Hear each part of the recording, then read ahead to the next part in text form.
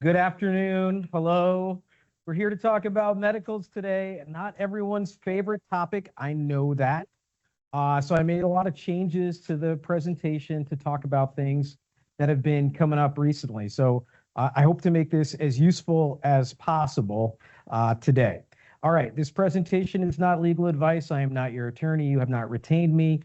If you're a home player, particularly I'm talking to clients, we're disabling all AI note takers. I don't want to be recorded saying any of the things I'm saying. This is a CLE course, attorneys, so this is credited for 1 hour of transitional credit. I have to read this each and every time. I know you've seen it many times.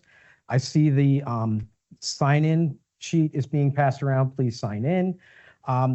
Everyone should have received handout materials. If you registered remotely, I already emailed it to you. For those of you in this room, I'm going to put it into LOIS link after this meeting, okay?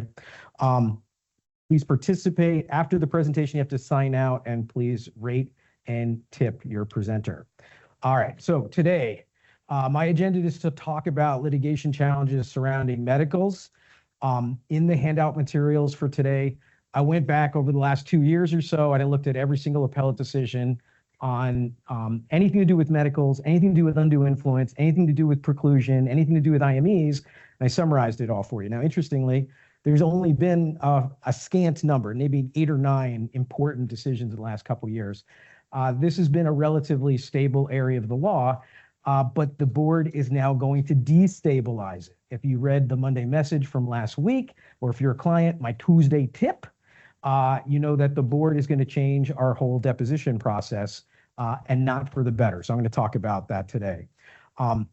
The supporting material I'll send to you. So the stuff I want to explore today is not necessarily our medical treatment presentation that we've done in the past. I want to talk about what happens when the rules change, because our rules might change 90 days from 2 weeks ago. What happens to the second place horse that finishes second at the Kentucky Derby? I want to talk about how far is too far. And to do that, I want to talk about what are the boundaries, the hard limits, the bright lines on undue influence. Okay, I want to see how far we can push undue influence in 2026. And then I hate Latin terms, but I'm also going to talk about how we can use preclusion as sort of a in limine practice to try to eliminate or exclude proofs in a hearing. All right, so those are the 4 things I want to talk about today. I remind everyone that we're trying to be proactive here. So when I say, hey, what's going on in this case? And let's go, oh, claimant's treating. That's never our position, right? Our position is to create some kind of chaos in every type of case. We're going to try to do something tactical, get that case moving. Even if the claimant's in active care, we're going to try to figure out ways, how can we move this case forward? That's what we spend our time doing. Paraprofessionals are the key to this being successful here. Running the list, discovering changes in medical, looking at the medical. I'm going to emphasize reading the medical. There's a lot of hidden gems. You guys remember this summer we talked about scuba, diving in deep, looking at that stuff, seeing what's in there. There's a lot of juicy stuff in that medical. Why are they missing appointments? Like, that's all grounds for us to look into, and that's important things that the paraprofessionals are going to contribute. And there's a lot of disputes about medical. I want us to capitalize on them a little bit better. All right. So, you know, this does fit into our overall 5-bucket case strategy, mainly falls into facts, sometimes falls into litigation. The stuff that we do all the time, let me go back, challenge treatment, obtain a contradictory IME, right? Take some testimony. Those are the basic building blocks of starting to create chaos for the other side's case. All right. Let's talk about the boundaries, what we can do, what we can get away with, and where I want to push it. So this has been, even though medicals is not something that like anybody looks forward to a presentation on, I get it. But you guys have a lot of questions about medicals. So I went back into LOIS link, into the attorney's channel, and I looked at all of the questions that have been asked over a course of a year on medical issues, IME issues, preclusion issues, proof issues, challenging medicals, contradicting medicals. A lot of questions in there. In fact, this was this year, over the last year, the most common discussion that happened inside the attorney channel. And inside the paralegal channel, the number one topic of discussion was always, I can't get the subpoena response, subpoena this person, I can't get a contact, we're having trouble getting these records over and over and over and over again. And the paraprofessionals spend a lot of time in that channel sort of helping each other, like, oh, try this email address or try this person, because they're trying to give us all the information we need so that we can then contradict the claimant's case, right? So that's how we're working together. But when I looked through the last year of your questions, there was a lot of medical stuff in there. And so today's presentation is really tried to tailored to sort of address those things that have coming up. The things I see the most often are cross-examination, deposition tactics, IME selection, definitely number one with a bullet. Number one thing that attorneys are talking about is, what do you think of this doctor? Have you seen this doctor before? What's worked on that doctor, and cross-examining them? What do we know about the doctors? I also like it when people put the little nuggets in about the claimant's doctors when they get accused of fraud or they go to jail or whatever happens with them. Like, that's all useful information. A lot of questions about precluding stuff. And then the paraprofessionals are just having that challenge of, how do I get this information that you've tasked me to get? How do I help you defend the case more usefully? All right. The context for some of this too is that our rules are about to change, right? The game that we've been playing, the board wants to change the game that we've been playing. And so what I've been doing over the last week and a half has been calling my friends who run defense law firms and saying, what are you guys going to do about it? What can we do together? Because I really don't like the direction that the board is going to take. Currently, we have a rule, right? It's in the regs, and it acts as a rule, like a court rule, that says that when we want to cross-examine the treating physician, the judge shall grant an adjournment and allow us to do that. And the word shall is important. It means the judge must, right? So the judge is commanded to do this. And the judges often don't allow us to cross-examine the physicians. This matter has been taken all the way up the courts. And in the Lazuli decision that we talked about last week, the courts came back and said, no, it's a shall. You have to do it. You have to give them this opportunity. So what does the board do when they don't like this? And they don't like this. They don't like this rule, even though it's on the books and it was promulgated by the board back in the 90s and it's been on the books ever since. They don't like it because it takes discretion away from the judge. Okay. If we ask to cross the doctor, the judge has to allow us to. And if they don't allow us to, what do? We raise an objection. We say, exception, Your Honor, you're breaking your own rules. We appeal it. And what happens when we appeal? We get to stay the payments. And now we've created that chaos, that leverage, that favorable ground so that maybe we can resolve this case or resolve this issue. It also gives us this opportunity to fix cases that have gone wrong for some reason. Now, I'm not blaming any of our clients because many of them are on this call. But sometimes we tell them, hey, you should get an IME. The board directed an IME within the specific amount of time. And wonderful, maybe overwhelmed, they've got too much going on. Risk professional doesn't schedule that IME timely, or that IME doesn't happen for some reason. And you say, okay, I don't have this IME. What am I going to do? Well, you could still always cross-examine the treating physician and hopefully undermine their opinion in regards to causal relationship or temporary partial disability or whatever it is that you're trying to do in your case, and fix it. All right. And there's also been the experience here where sometimes we choose not to get an IME because we said, you know what, there's enough red meat in this case where we're going to say, we're just going to cross-examine their doctor. We're going to show the infirmities or bias in their opinion, and then we're going to prevail. Well, that's going to change if the board's rule changes, because the board wants to change the rule that says the judge does have the discretion to not grant our request to cross-examine a treating physician. Okay, so in the absence of some contradictory medical, we're going to have a real problem. And this is going to be, it's like, I mean, their goal here is to take one of the arrows out of our quiver. Okay, again, this is going to make our job a little bit more challenging. And this decision or this proposed rule that they have is in direct response to the court's decision in that Lazuli decision, which was in the Monday message 2 weeks ago, right? And the whole point of that decision was, here you have the court affirming, yes, you have to do this, board. When someone requests the opportunity to examine the treating physician, you have to allow it. And here's the appellate division coming down and putting their imprimatur on it, which means the board has to follow it. And so what does the board do in response? Try to change the rule. Okay, so that's what we're facing. Now, this rule change is very bad for us. And I also think it's just unfair. It's just bad. It's just not just, in my opinion. And I don't usually get on my high horse, but I'm getting on my high horse here. lot of horse references today. It gives the judge this discretion. We know the different judges, right? It doesn't matter. If you're before Judge Geezer, you're never going to get a cross-examination of a treating physician probably from here on out going forward, right?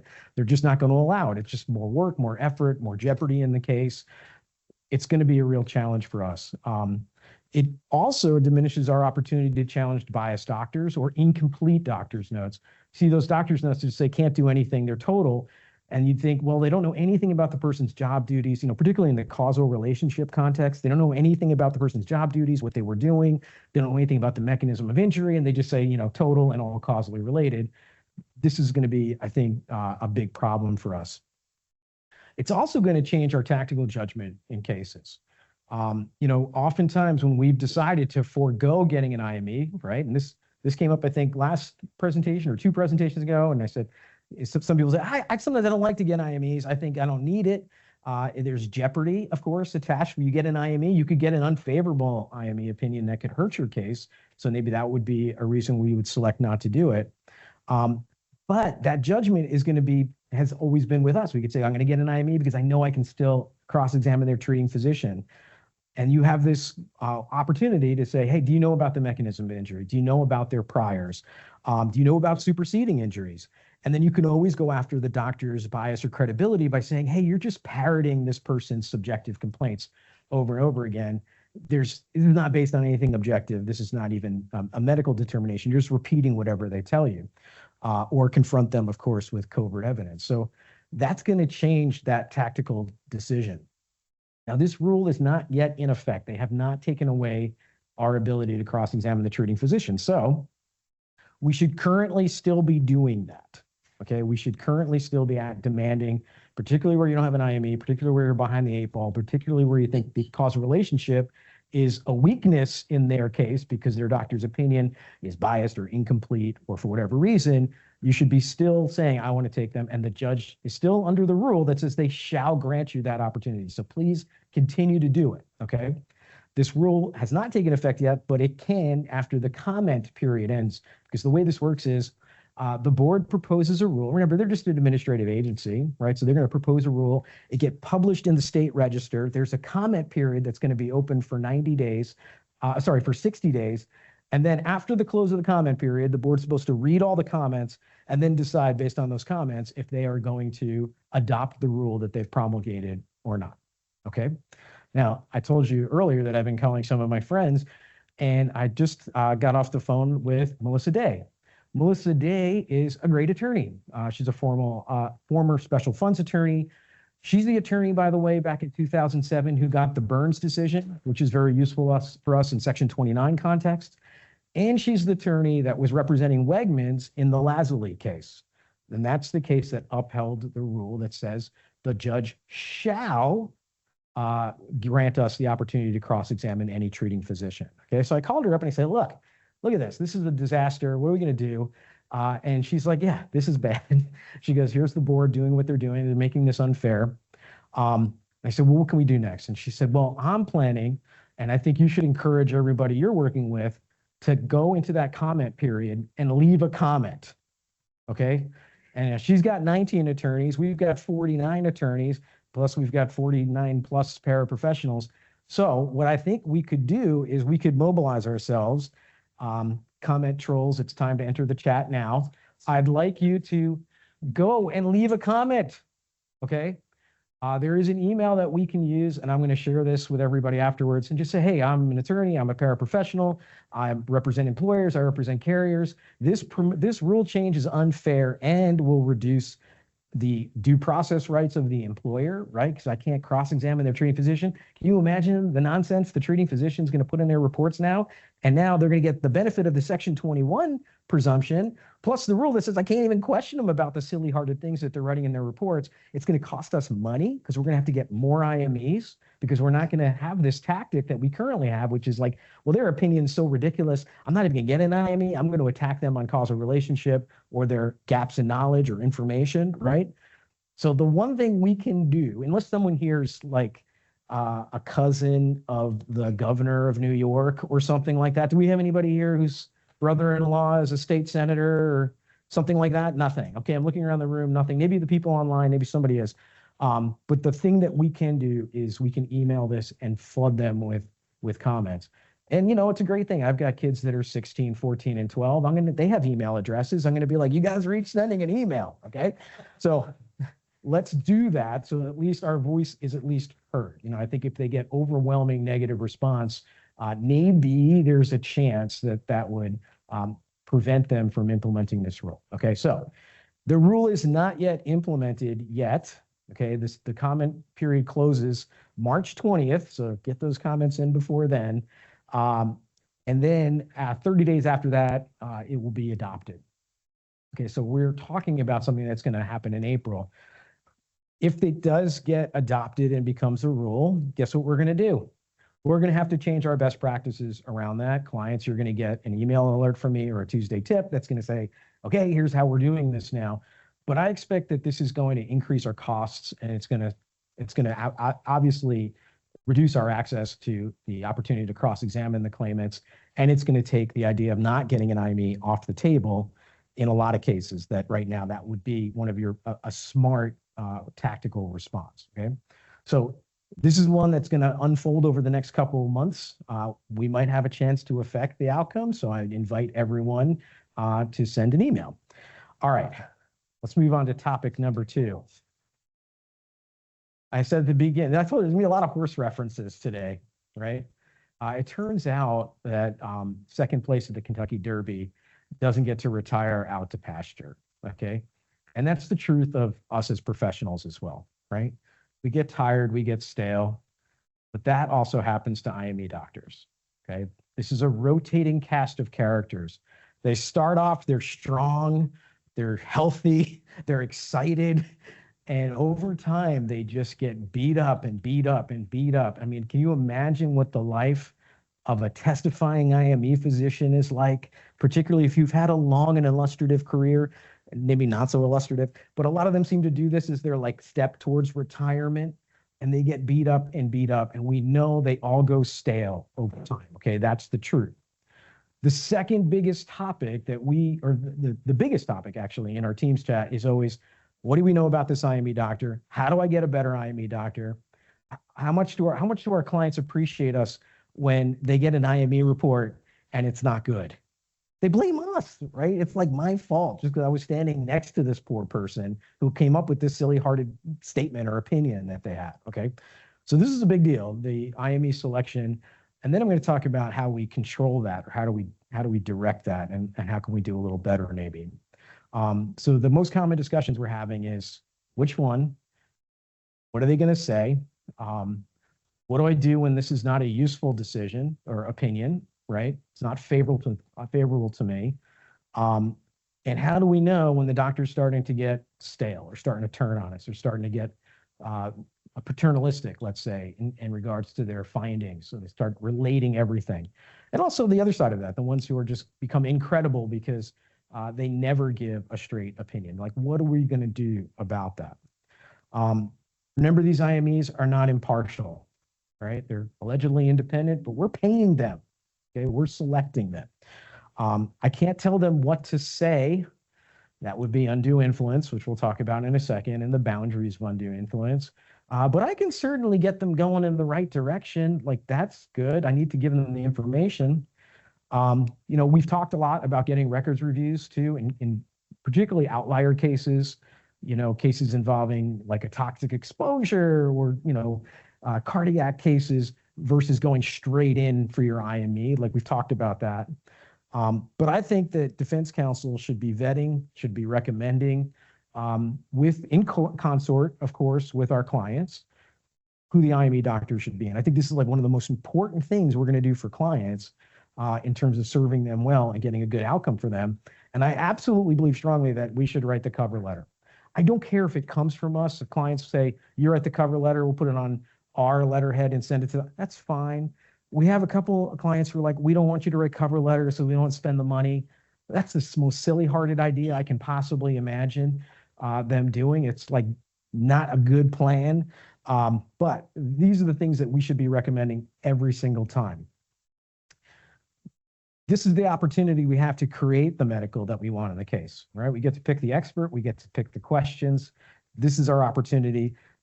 We should be doing this whenever they raise a new body part, whenever stuff starts getting out of control, whenever you don't have anything better to do, right? The freckles bucket L is litigate. Sometimes you have to go pick a fight so you can bring the other side to the table. You got to create that leverage. Another idea is we set them up for IMEs so that we can surveil them, right? We can put covert surveillance on them. We know where they're going to be for a little while. All right. The stuff we should pay attention to, and this is the conversation that we should be having all the time. It's happening very frequently, but let's kind of shape up what that conversation should be about. What is the judge's reception to this physician? And I know, like, sometimes the judge will be like, oh, I hate this IME doctor, off the record, of course, to say these things. But does this physician not impressive to the judges that they're appearing before? The physician who says everything is pre-existing and degenerative is not going to have a ton of credibility over time. I might like them very much. My clients might be very misled and think, what a wonderful physician. Nothing's ever related. Everything's pre-existing and degenerative. But over time, I don't think the judges are appreciating that. And some judges like and dislike other ones. And some will actually tell you that when they learn who your IME is going to be with. How about how sensitive is the doctor to secondary gain factors? I've seen IME reports where the doctor actually puts their own observations into the report. I'll say something. I saw them waiting in my waiting room. They were sitting out there very comfortably, no complaints. They were fiddling on their phone for an hour waiting for me. Then they came into the exam room and they said they couldn't even sit on the examination table. Thank you, doctor. You're at least attuned to the secondary gain factors. It turns out there's money in workers' compensation claims, and it turns out that can actually drive people. So having a physician who's a little more skeptical, or maybe I'll say just less paternalistic, or maybe more objective, any of those terms are interchangeable and fine with me. That's important to us. So if we see physicians who are doing that for us, we're saying, I looked out my window, he seemed to get in his car and drive away just fine. That's a great physician. Like, that's someone that we should be putting in the chat and talking about, because that's someone we'll want to use and amplify more. How readable is the report? Is it just copy and paste a bunch of gibberish? Is it something that we can use and defend? And how about the physician's ability to look at other potential causation issues? In other words, they come in and they say, well, yeah, it could be related to the accident, but maybe here's all these other problems. It's strange that they had the same degenerative changes throughout their spine, not just these levels that they're symptomatic in, all those things. So can they parse degenerative findings? Do they understand what that means? Are they able to distinguish coincidental pathology? What's coincidental pathology? That's just if you took 100 people, and we don't have 100 people in this room, but we probably have 60. You took 100 people in a room and put everybody through an MRI, 65% of people are going to show up with a herniation or bulge on their MRI in their cervical or lumbar spine. It's congenital, it's coincidental. It's got nothing to do. It's not symptomatic, just an anatomical difference. So are they recognizing that it's a real pathology and not just coincidental finding in a radiographic study? And the last thing is, we are looking for some objectivity here. I know we like the physician who everything is degenerative and nothing's related. But I have some great friends who do that. But over time, they're really not something that we can rely on, because those conclusions are incredible, essentially. All right. How do you choose your doctor? Well, I think we're choosing doctors based on a lot of the times our vendor panels that were offered, or our clients pre-selected, scheduling panels. That's fine. I think the most important decision should be about our prior experience with them. The credentials are important, but how do they testify? How do they show up? How resistant are they to cross-examination? All of those things. Not sure. Use our document search. When I do this, I find lots of IMEs in there for, typical stuff. But I would say if you have a strange outlier case, and I'm thinking about your cardiovascular cases, your toxic exposure cases, your Lyme disease cases, the weird stuff that we see, that's absolutely something that we should be talking about. Okay, so let's talk about that in a second. The other thing is, we should be Googling our doctors and their doctors. We used to see Dr. Apozidis all the time, but I think he's like on the run in a boat somewhere trying to escape. He's like been on every newspaper cover in the last couple months. So like, let's do that for their doctors and for ours.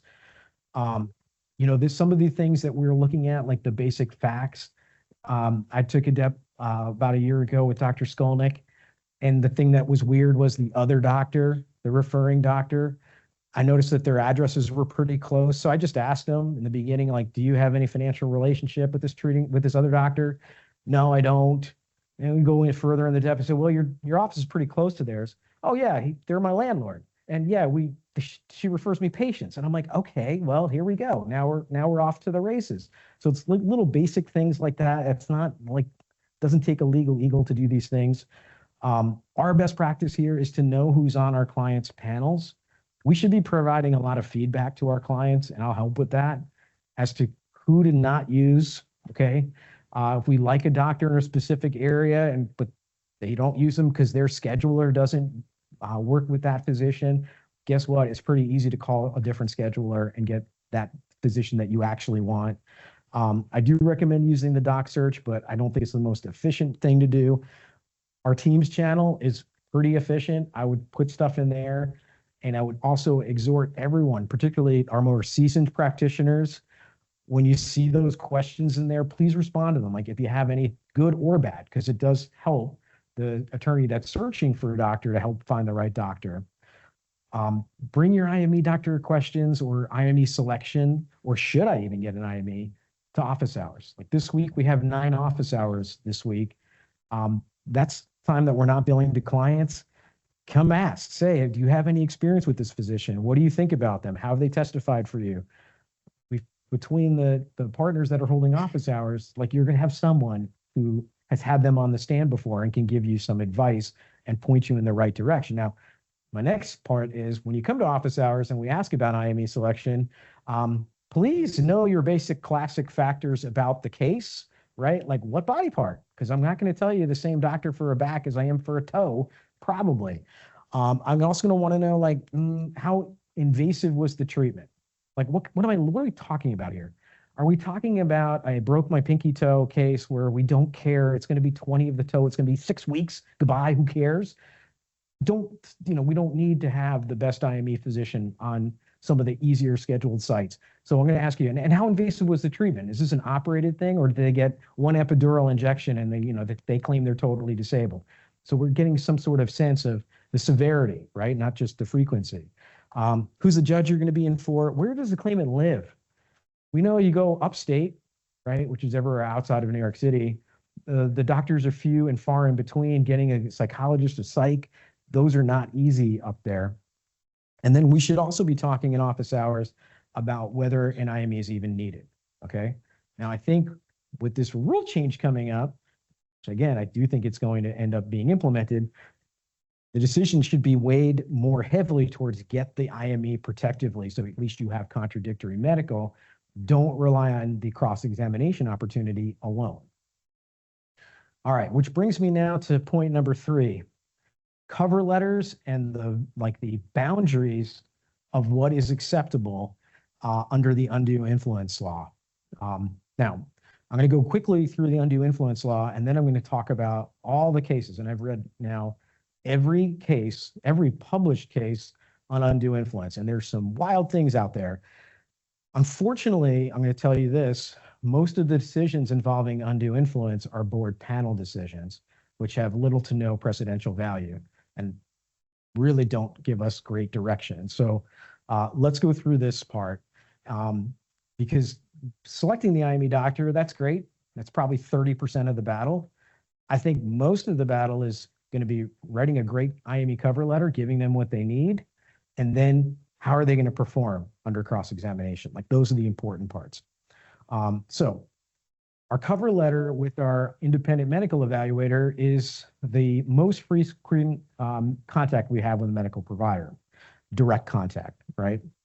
And this is you using your judgment. Who do I select? And then how do I direct them? Okay, it's not enough to just select them. Go into Practice Master, select workflow, generate IME cover letter, and you're done, okay? I'll say this again. It's not enough to press the workflow and just generate a generic IME cover letter, even in a simple case. Please don't do that. That's going to open you up to the doctor's opinion, and they could go on adventures, and that may not always help us. This is going to require your judgment. It's going to require the judgment of a legal professional, whether that's a paraprofessional or an attorney. Okay, this is not something that AI can ever do. Thinking ahead 3 or 4 steps and into what do I need this doctor to say? What do I want them to testify to? And then how am I going to direct this in such a way that falls within the rules, but also gets the most favorable outcome for my client? Okay, this is legal judgment. Okay, this is just as valuable and just as important as arguing in a fraud trial or raising a legal defense. This is an important thing that we can do, and this is going to have a huge impact in a lot of your cases. It's also one of the places where we get to work as a team.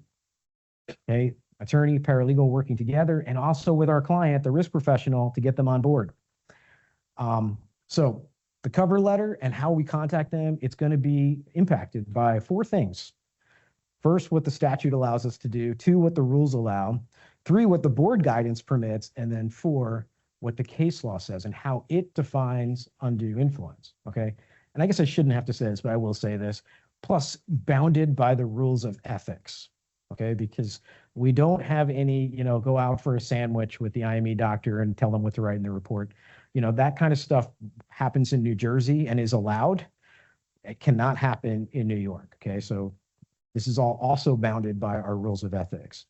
And the question really is, once we go through what are the boundaries, how aggressive can we get? How much can we push those boundaries? What's the far limits? And I would love to spend this year finding those far limits. All right.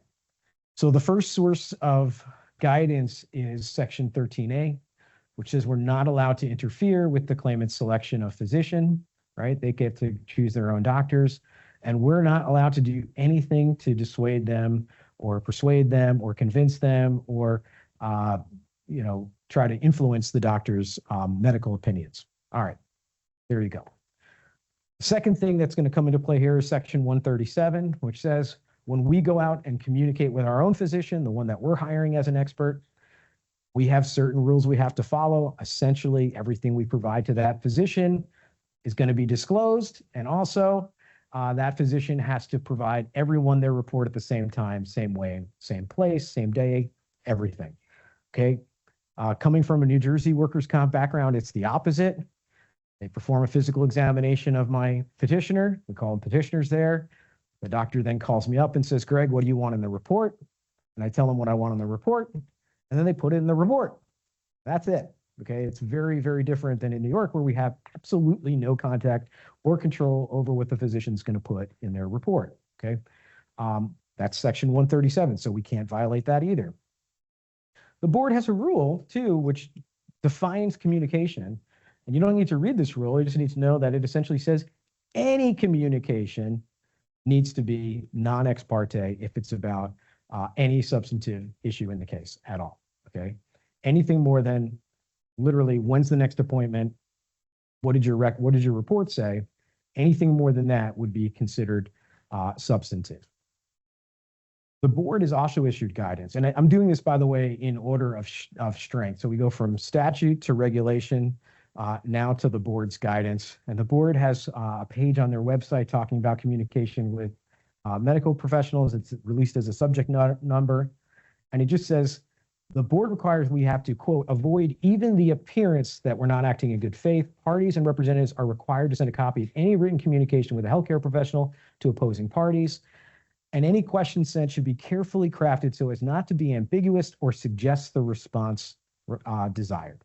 Okay, that's what the board says. All right, that still leaves a lot of room for interpretation. And also, please remember what's in a subject number is not binding, it's not authority, it's not precedent. It's just their suggestions, okay? I will also tell you, though, that this subject number has been quoted in appellate level decisions approvingly. So we should give it some more weight than your typical subject number, which we give 0 weight to. The penalties here could be You could be found guilty of a misdemeanor. That's as far as I've never found a decision that ever did that. But the medical records could be precluded. That would be awesome, right? If I could just call up every treating physician I didn't like and get their records precluded. But that really applies to the claimants. But we might be prevented from cross-examining or challenging the contents of their records if we're found to have violated any of these provisions. And I can find you a lot of examples of penalties. You guys have probably seen them in your cases.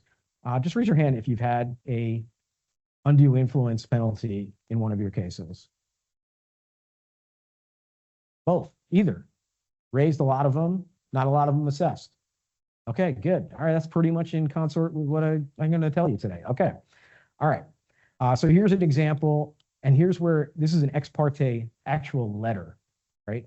In my belief is most of the ex parte or impermissible undue influence that takes place, I believe it's claimant's attorneys chummy with the treating physicians, have some kind of relatedness with them, whether that's financial or not, controlling and directing what the physicians are saying. But I believe most of that's probably taking place over text or like phone calls or a drink or dinner or something like that, okay? Here's a rare example of where it's written. The claims attorney says, I want an opinion on a scheduled loss of use, gives the opinion as to how they should be actually classified and not given a scheduled loss of use, not copied to the carrier, not copied to the carrier's attorney. And the appellate division comes back and says, yeah, that's appearance of impropriety. You did something wrong. I think that's pretty obvious because it's in writing. Other penalties that I found and ones that I've had assessed in my cases are for verbal discussions. I've talked about this case before. This is why in every cross-examination, we ask the treating physician, did anybody talk to you about your testimony today? Did anybody prepare you for your testimony today? In this case, the claimant's doctor said, yeah, the attorney called me, screaming and yelling, go off the record. And in this one, he had excuses. Well, I'm also representing this claimant in a different jurisdiction, and in that jurisdiction, I am allowed to talk to their treating physician. Now, the board panel did not go for that one and threw that case out, precluded all of his medicals, which essentially ended that case.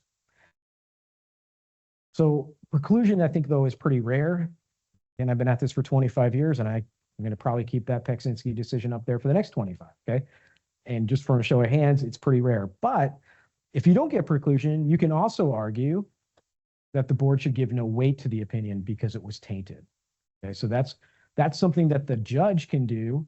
That's a lower level than I'm throwing this all out. They can say, well, I'm not throwing it out. I don't find it undue influence, but I am going to find that we're not going to give it any weight. And that has been upheld by the appellate division consistently, mainly because the appellate division will uphold pretty much any determination the board makes that's essentially a credibility determination. The essential argument there is like the trial judge has the opportunity to hear the witnesses and see how the testimony goes in. And so we're going to basically sort of just rubber stamp everything they say regarding credibility determinations. So one takeaway here is if you argue for preclusion, you get something good on the record because in your cross-examination, you're asking, hello, did you talk to anyone? How did you prepare? Do you have any relationship with them? We're asking all those questions. If you don't get preclusion, argue at least in your summation that the board should give it no weight, that the judge should give it no weight, and there should be no credence. And then appeal that if you don't prevail. So taking that testimony, creating the jeopardy, and asking them, that's the important part for us to do. Now, our danger zone, I believe, is primarily our cover letters. They're a big opportunity for us, but they're also our biggest danger zone. And I want everyone to lean more into the danger zone. Okay, I want us to lean in on this. So in our handout, I have a case, the Petty case, and I can show you some pretty egregious examples, and you have to really find egregious examples where it's actually been found to be an undue influence, right? So how much is too much? Where do the boundaries actually lie? What's the edge? Okay, and I want us to skate right up to the edge, not go over it. I mean, sometimes we're going to go over it a little bit, but that's okay. That's how you find like the next edge, okay? So in Petty, which was just decided, the court said 4 days after the original report was prepared, the physician then issued an addendum report and wrote in it, quote, lawyer called and asked if the hearing loss could be related to his job. then change the report to say, oh, this is related to his job. Okay, so pretty obvious. The claimant's counsel in that case said, well, I didn't try to influence their opinion. And the board came back and said, but the doctor actually wrote in their addendum that you called them and then they issued the addendum. So we're pretty sure you talked about the substantive issues in your case. Now, it was pretty easy for the appellate division to uphold that finding of undue influence. Why? Because it was a phone call. So I think that's the first thing that we should do. Did anybody call you about this more than just scheduling your testimony today?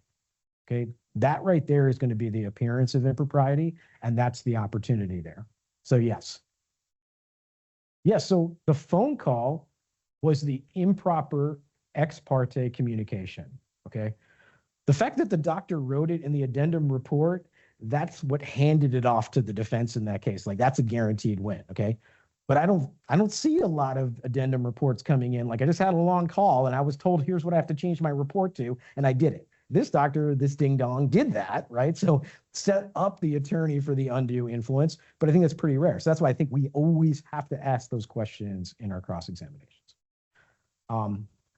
And there are going to be some bright line rules. So I'm going to tell you, just phone calls, almost every case I've read on phone calls comes out saying that was either improper or an undue influence, or at least ex parte, and they either preclude the evidence or give the evidence no weight. Okay, so that's a good bright line. But there aren't many other bright lines that I can share with you. And I'm going to tell you that the precedent on this is all over the map. It's really hard to tell you where the edges are. So that's why I think our job is going to be to find some of those edges. Okay, a death case from 2024. And actually, if you look at the statute, 13A, this is like one of the very few cases that talk about undue influence under 13A. The appellate division found, and again, a death case, that there were emails from the claimant's attorney to the treating provider directing him to opine as to causation, and that was not undue influence. Not. Okay, what? That seems to me to be pretty close, right? Like, you have a death case, they're getting people, obviously it's going to be records review, so not going to be a treating physician, and you're sending emails to this physician and you're not copying the other side, then you're going to rely on that report. I think that's, to me, that looks ugly and close, but appellate division says it's not. And I can also tell you that the appellate law on this is extremely sparse. The reason I think the appellate law is pretty sparse is because once the board rules, it's a credibility determination, so nobody's going to appeal it further, right? All right. How about no finding of undue influences where the doctor came to opposite conclusions from two similar reports within 8 days of each other after speaking with the claimant's attorney? Does that not raise gigantic, huge red flags for you? To me, that does. That case is from less than 2 months ago, right? So what I'm telling you here is that the undue influence boundary that we think might be so impervious and so obvious isn't. It isn't, all right? Now, in that case, too, this is also interesting. The defense counsel in the roundabout case wrote a letter to their forensic evaluator, and in that letter, they included things that were the speed of the crash, post-crash accident reports, the body damage to the vehicles, and asked their evaluator, hey, evaluator, based on what we're giving you now, does this change your opinion? Right, so again, pretty broad there, pretty stuff that on the surface looks to me like pretty influential. All right, so some practices that I'd like us to adopt for these cover letters. First of all, always consider it discoverable. You have a duty to oppose, or to copy an opposing counsel. That doesn't change. But I think we can be persuasive. Okay, I'm going to use the word persuasive or directing the doctor, point out what you want them to see. There's no problem with telling them things that are objective, like body parts, but you can provide them with more information. Okay, again, it's going to have to get copied to the board file too, but I thought the idea of like, oh, here's the actual police report, here's the damage to the vehicle, here's the photos, like that's really useful stuff that maybe we don't always do in every case, but would be useful. And obviously that was a death case, so they did it. Do it right if you're going to do that, which means Obviously, we're going to copy opposing counsel. Obviously, we're going to file it with the board. It's got to be under IME 5 and 3. All those things have to be done correctly. But those are the boundaries I think we should be pushing. And I'm going to tell you, the appellate law on this is going to be very sparse, and the board panel decisions are going to be literally all over the place. So you're going to find a lot of latitude in what you choose to do. Again, this cannot be done in an ex parte manner. It does look like when you look at the board panel decisions, there's lots of them that have allowed ex parte communication, but I think ethically that's wrong, so we're not going to get close to that. All right, let's move on to the last topic for today, which is preclusion, which I'm going to call our backdoor in limine motions. And again, I just want you to think strategically here, and I also want to think about how the paraprofessional helps us set these cases up for a strategic win, okay? So what's an in limine motion? Well, they're not allowed in workers' compensation courts, okay? But in civil courts, before you go to trial, you get to file all these in limine motions, which essentially says, Judge, I want you to include this in the court record, or I want you to exclude this from the court record. And the idea here is that you narrow the issues in dispute so that when you go and actually try your case in front of the jury, you're not wasting the jury's time because you've already excluded stuff that's like unnecessary, repetitive, or duplicative, and you sort of narrowed what's going to be in the case. It's not allowed in our jurisdiction, but are there things we could do to limit the proofs in our cases and limit opposing counsel's proofs? Okay, so what could we do that is in limine? Well, we already do some things. And this ties in the paralegal's biggest challenge, which is subpoenas and getting those medical records from these doctors that are supposed to be helping us as we set up for our cross-examinations, as we set our cases up for IMEs. Like, how can we get these things to work together? How do these work together? And why do we do the things we do? So we have a process that everyone should be aware of for how we schedule our doctor depositions when we're scheduling the treating doctor's deposition. We subpoena them every single time. And I know this is a very annoying process that we go through. We subpoena them. We get them to agree to a date, and then we subpoena them for a second date. And we do this, for strategery reasons, because if they don't show up to the second one, then we make an argument that they should be precluded. Okay, that's kind of like an in limine game, a strategic game. But we also do this other thing that we should be really working on and following up on, which is in every single one of our subpoenas, we also command them to respond to us before the deposition date with all of their medical records. And that all means all. We say any and all, okay? Not the ones that you've already submitted to the board, not the ones that you want to send or you're going to refer to, all of them, everything. And we should be getting these things. I don't think we get them. And I don't think we get all. Like certainly, it's rare to see their intake forms, the forms that the claimant actually signs. Like when I go to the doctor, I have to sign like 90 different pages about everything. And do I have a gun in my house? And do I feel sad? And all sorts of things, right?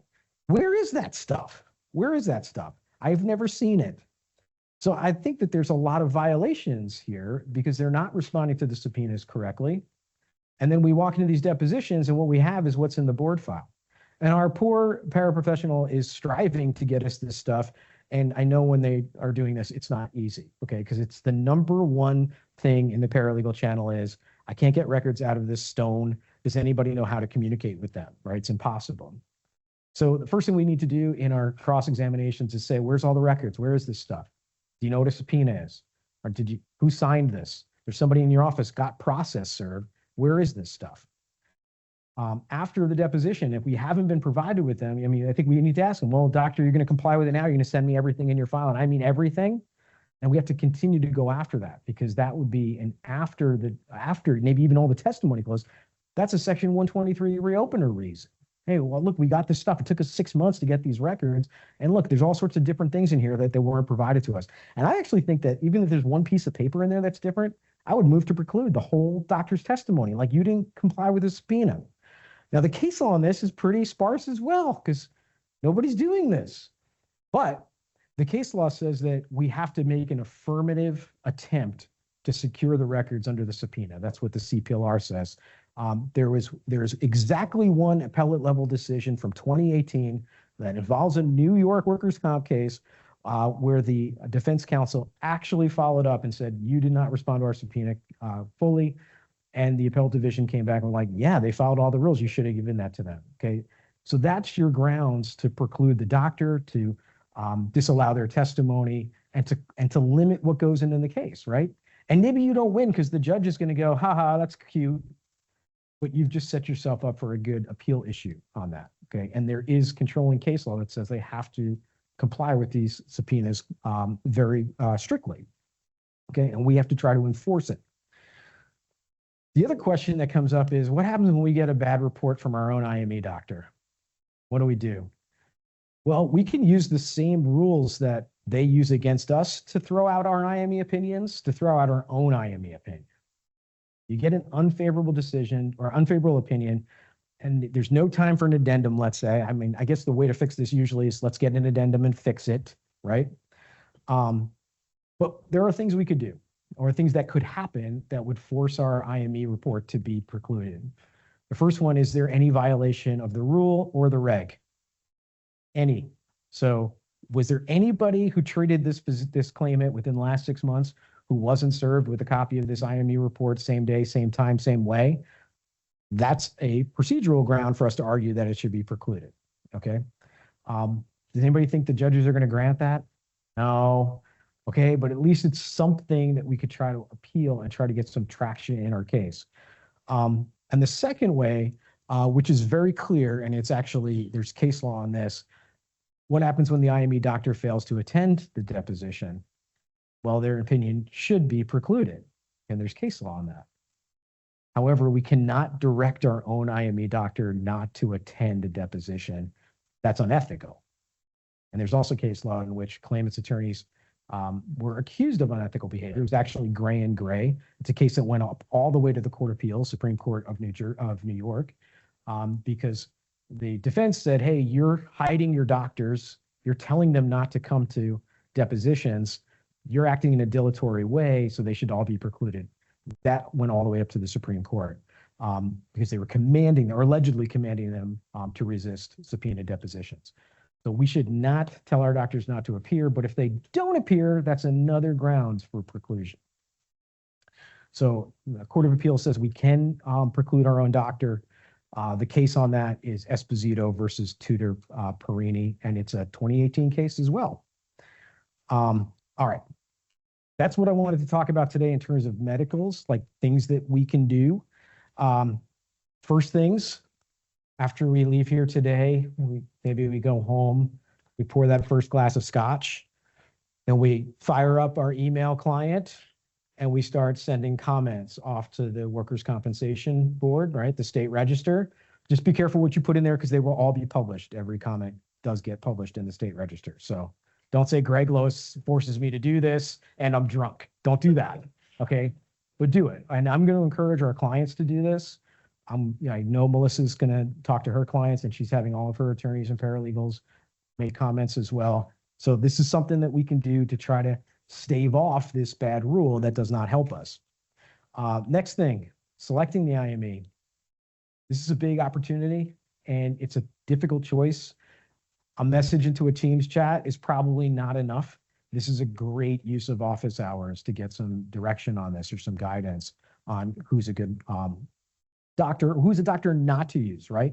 Much more frequently, I'll say to my clients, tell me who the 3 that are on your panel, and I'll tell you the 2 I don't want, or the one that really, please do not choose them because they've already gone stale and need to be turned into glue, okay? That's fine too. So get that sense of who's on the panel. Come to office hours, say, here the choices are. Who do you know? Who have we seen before? I'm going to challenge everyone to be much more directed in your IME cover letters, okay? I'd like to write these a little bit more persuasively, a little more one-sidedly, a little bit. I think that the case law is all over the place. I know that in the past, we've been very conservative with our cover letters. We've been very objective with them. We've been very careful. I think this is a place where we need to play a little bit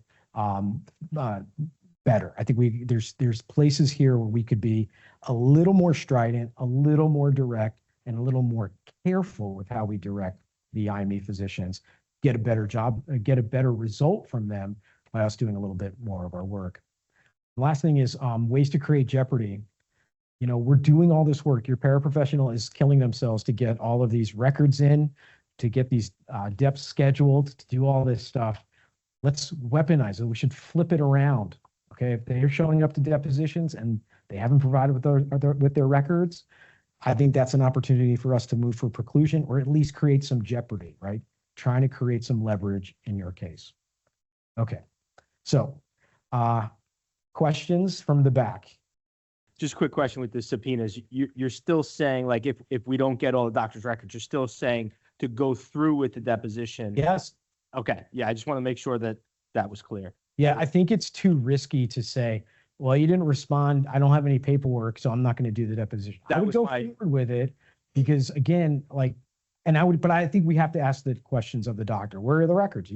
Did you read the subpoena? Do you understand that you got a command from the court? This isn't for me. This is from the court. You got to do this thing. Okay, yeah, that's what I want to make sure and be clear that that's what you were talking about, because that's, yes. Yes, hold the deposition and making it an issue in the deposition. Making it, yeah, okay. Perfect. Yes. Okay. I reserve my right to continue cross. Cross is not closed until you provide me those records. That's right. Okay, Mr. Kane. So I feel like a way to make sure that we're complying with the requirements on ex parte communications is to write the IME cover letter or the addendum request through a vendor. Yep. But I often wonder whether all of these cover letters are actually being copied to the board ultimately. So just a concern that I kind of have on an ongoing basis. Obviously, if I suspect it, I don't say anything about it because I don't want to risk inclusion of our report, but it is a concern that I have, Okay. more often than I feel like I should have to. Great. We sitting in this room know there are some vendors that are doing a better job than others. Okay. We also know that some of our clients are saying, these are the 3 vendors I use. Why did they choose those 3 vendors? Are they the best? No, it's who gave them tickets to the Giants game or whatever, or Knicks tickets, whatever it is. Okay. They're not the best, but our job, right? Our duty is to the employer first, carrier second. And our duty is to tell the employer, tell the carrier, like, you guys aren't doing the right things here. This is not a good vendor. I do not think that they are transmitting our IME cover letters correctly. I don't think they're getting to the doctor. I also agree that some of these doctors too are like on autopilot. Like they don't even look at the IME cover. They're just like, oh, I looked in any case. I got a bunch of paperwork here. I'm just going to do what I'm going to do. That's on us to shape that, right? If we don't communicate with our clients and kind of collaborate with them, they're going to keep picking the vendor that takes them out to the nicest steak dinner at their once-a-year meeting and not the good vendor, or they're going to keep picking these stale doctors who can churn out reports fast, but not necessarily good defensible reports. No, agree strongly. All right, other questions in this room? Front row. Stuff like I suppose the crash speed that was provided to the IME, stuff like that. Should that always be in a document that shows up in the IME's document list? Or like, what if the employer contact tells me about the job duties? Can I just start writing that in the cover letter? Or is that a gray area you want to explore? Yeah, so cover letters that are just saying, here's the guy's job description, here's information, that's fair game, right? And that's also a wonderful opportunity for us because specifically, when you look at the case law on why claimants' doctors get precluded or why their opinions don't get much weight, is because they don't know the person's job duties. They don't know anything about the mechanism of injury. They just don't know enough. And that's the reason why their opinions have less credibility. So we can give more information to our doctor that can then be backed up, right? Because I imagine if they say, well, how did this doctor know this? Well, we told them, here's our IME cover letter. Well, how are you going to prove that? Well, the proffer is, I'll bring in the employer and they'll say, this is the person's job duties. Or the proffer is, I'll bring in the tape that shows the accident. Like those things are all fine. Yeah, that's absolutely fair game. But any document that we're going to, so our description of this person's job, what they did, the mechanism of injury, those things, fair game.